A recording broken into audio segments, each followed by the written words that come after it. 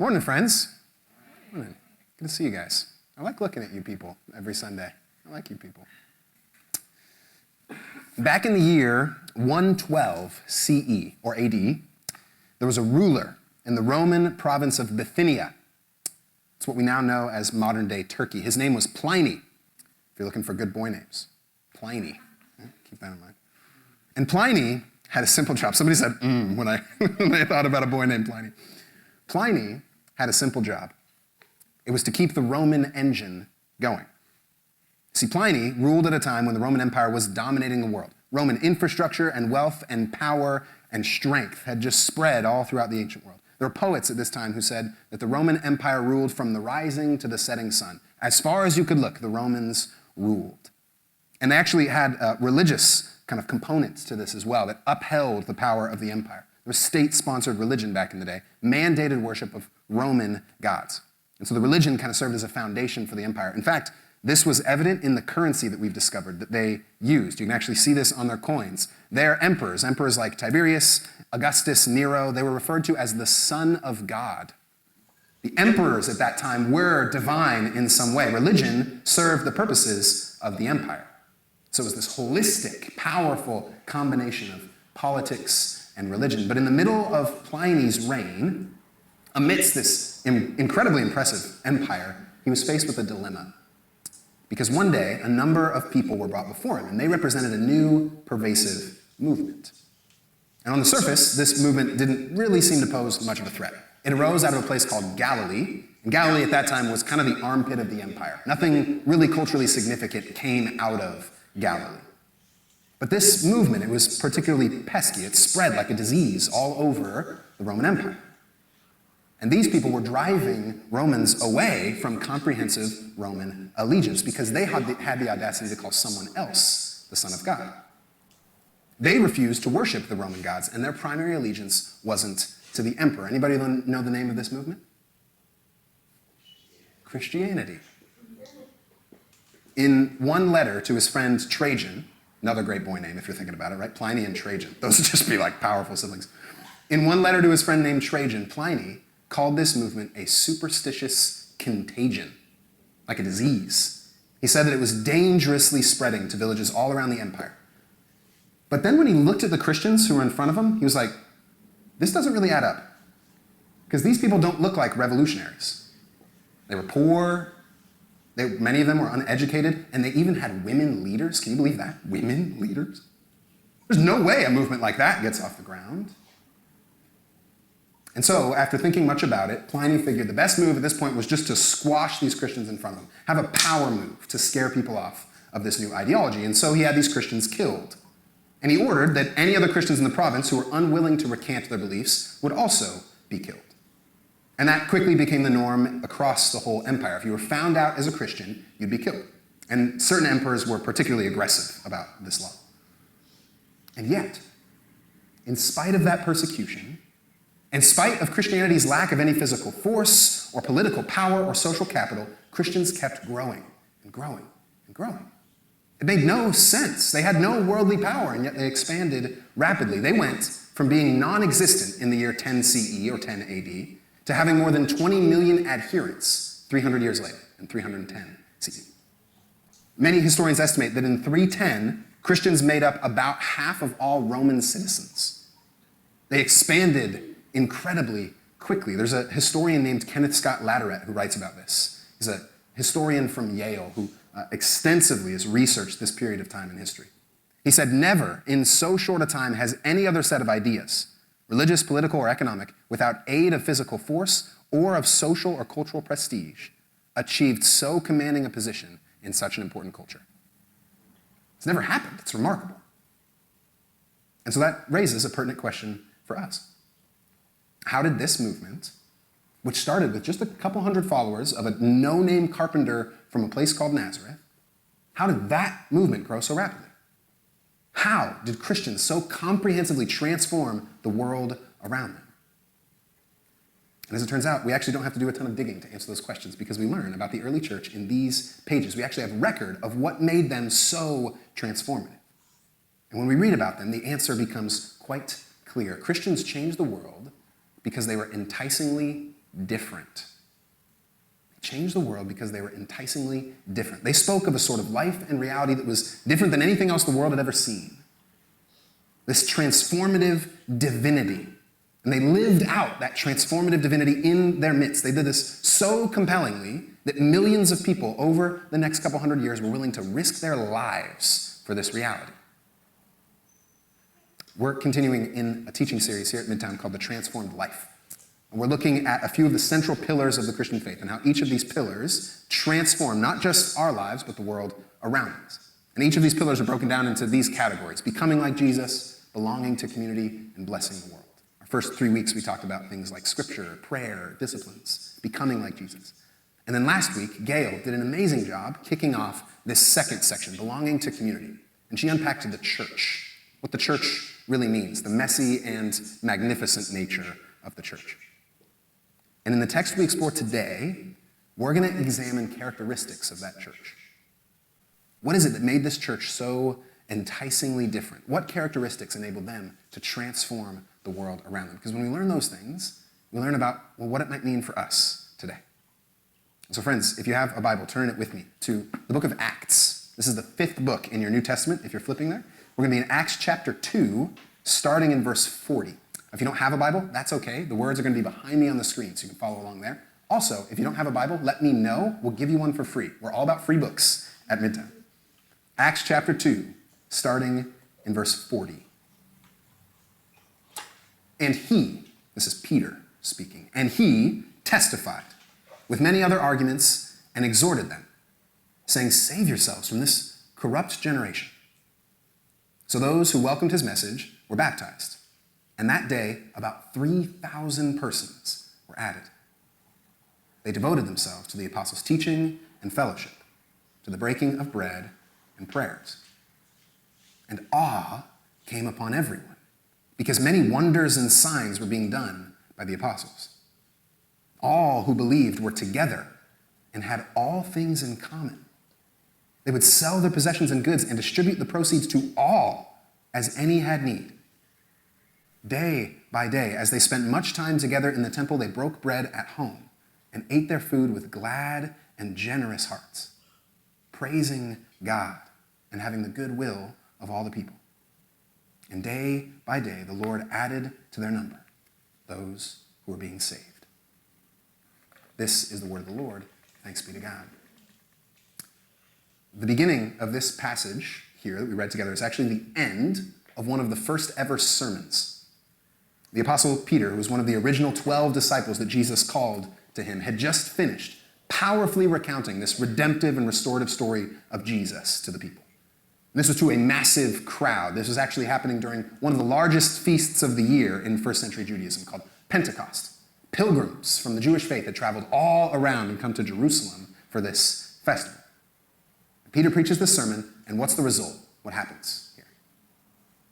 3,000 people come to faith. 3,000, it's incredible. It's a logistical nightmare, but it's incredible, right?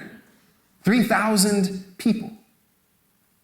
And Luke, the author of the book of Acts here, he wants us to see that immediately after this sermon, there's a new community that gets formed. And I don't want to overlook that. He preaches a sermon, and it doesn't stay within itself. It actually creates a new, transformed people. That's what sermons do. That's what all of this is about, you guys. We kind of miss that sometimes in our highly consumeristic culture because we'll watch somebody preach on YouTube or we'll look up a nice sermon to make us feel good. We forget that sermons are supposed to spark a new community. That's the whole point. As soon as Peter preaches this message, people create a new sort of community, and they start to live in that new sort of community differently. That's what sermons do. And he describes this new community, and in his description, we can see exactly what made it enticingly different from the rest of the world around them. The first thing that was enticingly different about this community is the way that they fellowshipped, their fellowship together. See, when Peter's preaching this, he's doing so to a radically diverse group. This Pentecost festival had pilgrims all over the place, different ethnic backgrounds, different cultural backgrounds, different linguistic backgrounds, different genders. And all of those people come together after the message, and the text says that they devote themselves to one another. That's what verse 42 says. And that word devote, it comes up all across the Bible in a variety of ways. And oftentimes, including its usage here, it's talking about giving something away. That's what devote means here. And that's actually similar to how we use it in English, right? When you're devoted to something, you give away your time, your energy, you set that thing aside as particularly noteworthy or special in your life. In fact, some of your Bible versions might actually translate it, just gave themselves away. That's what this word is meaning in 42. So this community, this fellowship, was different because they gave themselves entirely to God and to one another. They bound themselves to each other in committed care and service. They connected their well-being to the well-being of their neighbor. They said, if you're not flourishing, then I'm not flourishing. That's a radical claim. And so they practice this holistic, emotional and spiritual and physical health and flourishing together as a community. In the Transform Life curriculum, you're actually going to see how you and your group can start to practice this together, how we create holistically deep people who know how to love God and love others really, really well. But here's maybe what's most radical about this new fellowship, how remarkably inclusive and diverse it was. These people came from all over the place and they had very little in common when they arrived. They had all sorts of walls that divided them from one another. Language, custom, skin color, political ideology, gender, culture. But when they heard the message of Jesus, when they heard this sermon from Peter, they committed to a fellowship that tore down those walls. In spite of all the differences that they had when they arrived, they became unified in the shared love of Jesus. And the book of Acts continues on that trajectory. By Acts 13, you find out that there are African Christians, Asian Christians, Greek Christians, Roman Christians, Jewish Christians, slave Christians, free Christians, rich Christians, poor Christians, strong Christians, weak Christians, those with disabilities. They all came together. Christians were breaking down every wall that divided everyone else out there in the culture. It was amazing. It was an inclusivity and diversity that was enticingly different from the world around them. No one else practiced this. For example, in first century Judaism, they had a lot of different walls that divided a Jewish man from other people around them. It was actually a first century Jewish prayer that went like this. Thank you, God, for not making me like a Gentile, wall. For not making me a slave, wall. And for not making me a woman, wall. They were great at wall building in first century Judaism, but it wasn't just Judaism either. The Roman culture did the same thing. In Roman culture, there was a common practice called child exposure. You can actually look this up. The patriarch of a family would take a newborn child, place it beneath his feet, and he would decide if they want to keep it or throw it out. We actually have evidence, record, of a Roman governor writing home to his wife who had just given birth to a baby girl, and he said, you need to throw her out because I don't want a girl.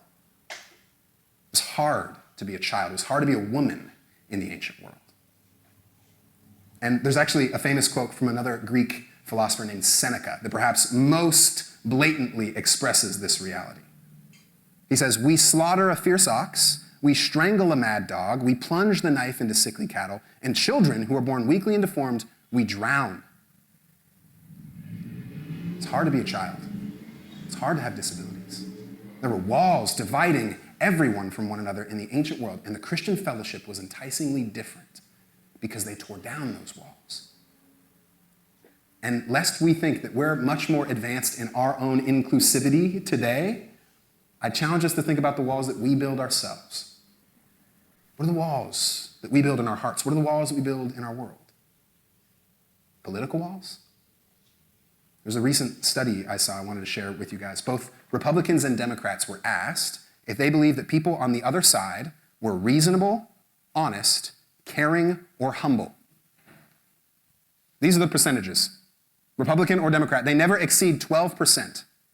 What that's saying is that regardless of your political preference in our world right now, 90 to 95% of people say that the opposite side is unreasonable, dishonest, uncaring, and not humble. 90 to 95%. That's the world that we live in. We build dividing political walls from one another. It's gotten to the point where many of us don't feel like we can be in the same room with someone who votes differently than us. We have all sorts of walls. Ethnic walls, too. Friends, there were governmental practices that until the 90s in some states mandated that people of a certain skin color just couldn't buy homes in certain neighborhoods. Just weren't allowed. It seems like every couple weeks there's another video of another example of prejudice against a person of color. And Christians aren't free of this. There were multiple Christian universities that until the 2000s didn't allow for interracial marriage. We build dividing walls ethnically. And perhaps more pervasive than anything else, instead of looking out there, maybe look in here, we build preference walls all the time, don't we? This one's really, really subtle, but we tend to only spend time with people we like or who like us. We create cliques in our workplaces, in our schools, in our churches. And we might be polite with people outside of those cliques, but we don't commit ourselves to them. We don't bind our well-being with their well-being. We don't covenant and commit to them. Friends, we have all sorts of dividing walls. It's human nature, but that's precisely what makes Christian fellowship different. Every single one of you came into this room with something that divides you from someone else here. And because you're here, and because you're surrounding the person of Jesus Christ and being shaped by the person of Jesus Christ, those walls are getting torn down. None of those things can divide you here. None of those things can divide you here. Christ says that those walls can't stand in him. Being part of a church means being part of a devoted fellowship that smashes the walls of division that exist in our world. There's a scholar named Esau Macaulay who writes about this in his book, Reading While Black. He says, God's vision for his people is not to form a colorblind uniformity of sanctified blandness, which is just an amazing sentence, by the way. It's not to form a colorblind uniformity of sanctified blandness. Instead, God sees the creation of a community of different cultures united by faith in his Son as a manifestation of the expansive nature of his grace.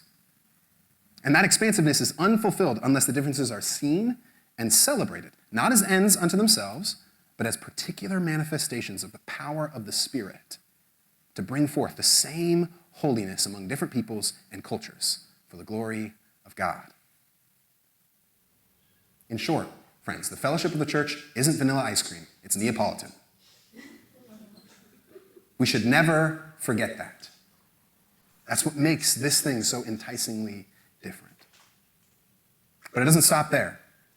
The church is enticingly different, certainly because of its diverse and inclusive fellowship, but it's also enticingly different because of the way that they give themselves to one another and to others. Check out verse 44 and 45. All who believed were together and had all things in common. There's no exceptions there. All who believed, all things in common. And they would sell their possessions and goods and distribute the proceeds to all as any had need. This diverse and unified community was enticingly unselfish in their giving. And that was entirely unlike the world around them. See, they weren't just giving away to people who looked or sounded or acted like them. They weren't just giving away to people who had earned it or people who were close to them. They were giving away simply because people had need. Didn't matter what you had done, didn't matter where you came from. Christians made sure that you had your needs. If a Christian had 2 coats and you had none, they'd give you one. If a Christian had excess food and you had none, they'd give you out of their excess. And that sort of unselfish giving was radically different than the culture around them. It upset the hierarchies that had existed in society. People in power hated Christians for this very reason, because they loved all of the people that others were trying to squelch. There's a great critic of Christianity in the first few centuries. His name is Lucian of Samosata. He said this about Christians. He said, their founder, Jesus, taught them that they should be like brothers to one another. And therefore, they despise their own privacy and view their possessions as common property. He's saying that as a diss. He's saying that's a bad thing. Think how radical this was. There's another ruler, Emperor Julian of Rome, described Christians this way. He said, the impious Galileans support not only their poor, but ours as well. They're loving our people better than we're loving our people. How does that work? That practice of unselfish giving, it's rooted in 2 foundational theological claims for us as Christians. First, we believe that God is actually the one who's given us everything we need. Psalm 24 tells us that the earth is the Lord's and everything in it, which means we are not owners of our things. We are managers of our things. God has given us everything we have. And so our job is to partner with God in managing those things to bring life and flourishing to all others. That's our purpose as humans. There's more than enough to go around. That's the second thing here, that God is abundantly generous and provides more than enough for us and others. And Jesus Christ is the ultimate example of this abundant generosity. And friends, we do violence to others and violence to God when we fail to give out of our excess so that others might have what they need. And again, before we start to think that we're so much more generous than Jesus' culture, let's remember what our world is constantly telling us. Right? We might think, well, I'm really generous. What does our world constantly tell us? Well, consuming more is the way to life. Accumulating more is the way to life. We inhabit a hoarding culture where you need to create space for more of your stuff. Guys, the self-storage industry is worth $40 billion in the United States alone. You see what that's saying? Look at all of my excess. I need to get a new space for it so it can collect dust and not be used by anybody. There are people without chairs, without homes, without food, but I need another storage garage for all of my extra stuff. That's the world we live in. That's the world that we've been trained to live in, to hoard, to accumulate. You guys, there's more than enough to go around. The only reason every person on earth doesn't have what they need to live well is because other people aren't giving out of their excess. That's the only reason. The only reason there are needy people in our world is because there's greedy people in our world. God has given more than enough for everyone. I've had numerous conversations with friends who I think are really well-intentioned in their hearts, wondering why God allows things like poverty or hunger to exist. And I get the question, but friends, God gave us more than enough to make sure that everyone was fed, make sure that everyone had a home. It's possible. It can happen. That's not God's fault. That's our fault. We have failed to partner with God in the way that we are made to. That's why it seems like there's not enough. That's why it seems like there's a scarcity. There's plenty. There's an abundance for us and for the rest of the world. And that's what makes the Christian community so enticingly different, because whenever they show up, everyone around them gets what they need. When they show up, every need in the farthest reaches of the community is understood, named, and provided for. That breaks the molds of every other worldly structure. There's an early church theologian named John Chrysostom who put it this way. He said, this church was an angelic commonwealth, not to call anything of theirs their own. Forthwith, what a word, right? Forthwith, the root of evils was cut out. None reproached, none envied, none grudged. No pride, no contempt was there. The poor man knew no shame, and the rich man no haughtiness. That sounds divine to me. And I think that opens an important note for each of us on giving to the church. We talk about it every week. Paige mentioned it earlier, but I think it's important when we see a passage like this to remember what giving is and isn't for the church. See, for many of us, we have a hesitancy to give to an institution because we've seen institutions abuse funding and authority all the time. And in many ways, it's wise to consider what I give to, where I give my time, my energy, my money. It's a wise thing to do. And that's why, like Paige mentioned, we are entirely transparent here at Midtown with every dollar that comes in and every dollar that goes out. If you want to know where Midtown's spending their time and money and energy, you can ask our elders and you can ask me. And we will provide a comprehensive spreadsheet for you if that's your lane. You can know where everything's going. But deeper than that, friends, I think it's important to be clear on what the scriptures and Jesus tell us about giving to the church really is.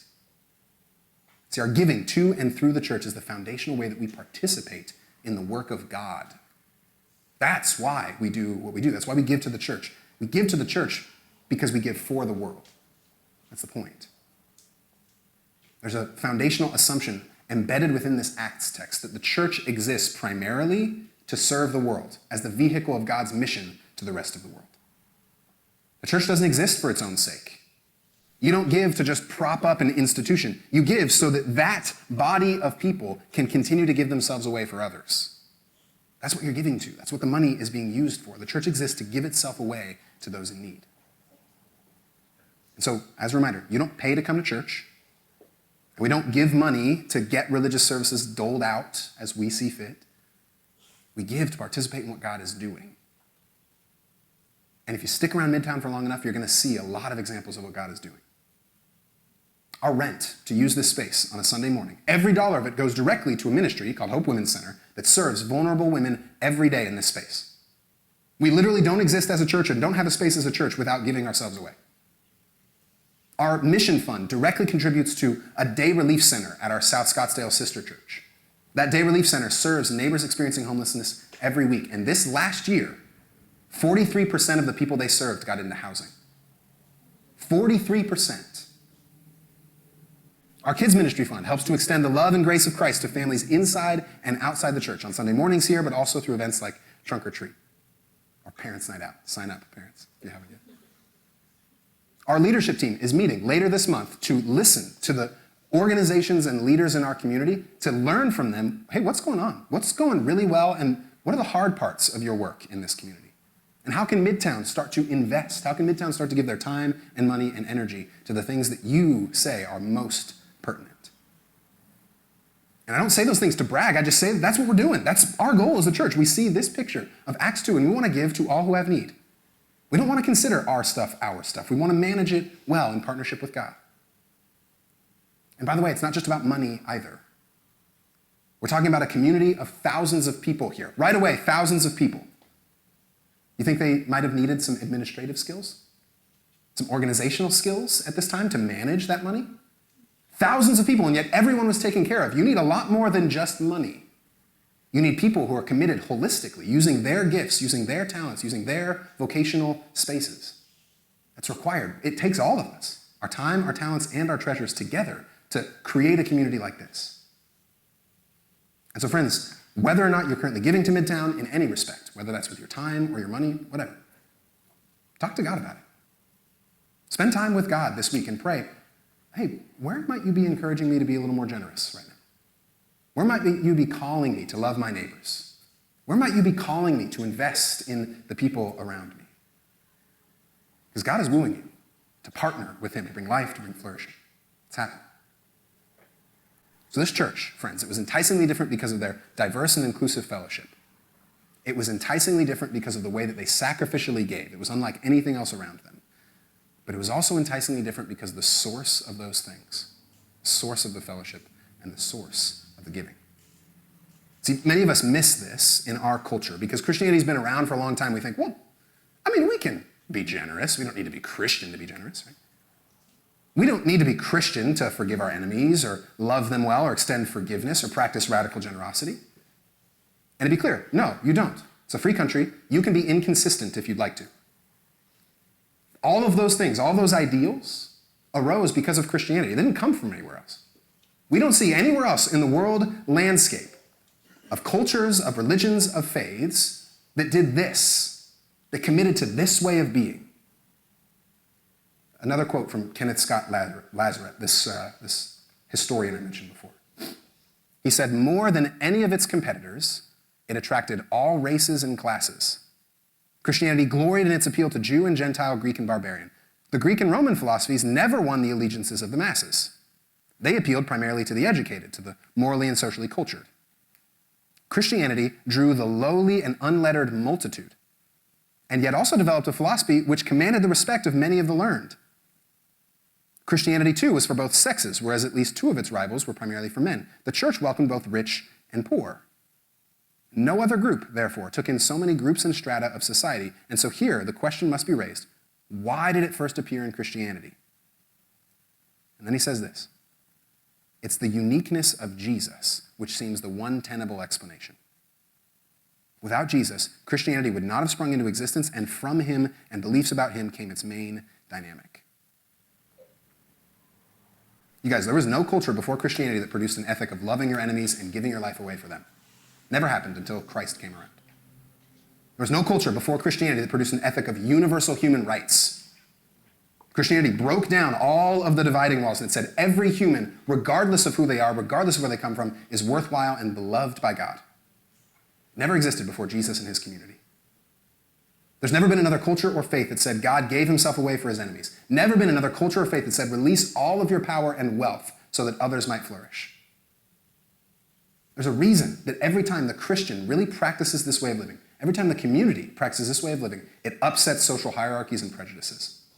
Everywhere Christians go, they upset what already exists because it's fundamentally different from those things. There's a reason that every time a nation or culture wants to squelch universal human rights, they get rid of the Christians first. You got to get those people out, or at least dilute their faith so much that it no longer becomes Christianity. And so if we, in this room, want to become a radically diverse and inclusive community, we need to get close to Jesus, because that's the source. If we want to be a community of sacrificial love for all, we need to get close to Jesus. If we want to become a community of radical generosity in a hoarding world, we need to get close to Jesus. And if we want to become a community of service rather than power games, we need to get close to Jesus. The early Christian community didn't just sit around and say, hey guys, what if we're just nice? Let's just become the nicest people ever. That's not how this started. This started because these people had a connection to the transformative life and power of Jesus. It changed their lives and it changed the world. They believed in a radical story. The divine reality put on flesh and showed us what it meant to really live. Showed us what it meant to really be human. It was Jesus who gave himself away so that others would be saved. It was Jesus who became of no reputation so that anyone without reputation in the world might know they're beloved. It was Jesus who took on all the dividing walls so that none would exist in him. It was Jesus who took on the consequences of our selfishness so that we might receive forgiveness and new life. That's the source. And the church only became what it was because of its connection to that source. That's it. The church that appeals to us, all of those ideals that appeal to us, they started with Jesus. And so if you're enticed by this picture, inclusive fellowship, if you're enticed by this picture, radical unselfishness, giving yourself away for others, know that those things didn't just simply come up out of nowhere. They didn't come up out of human ingenuity or philosophy. It came from a person, from Jesus, and from the community that had encountered him, that had lived with him. And that same source is calling out to every single one of us right now. That warming in your heart that you feel when someone sacrificially loves another, when a dividing wall in the world is broken down, when people of all races and classes and creeds come together, that warming, it's Jesus. Beckoning each of us, every one of us, to orient our lives around that reality.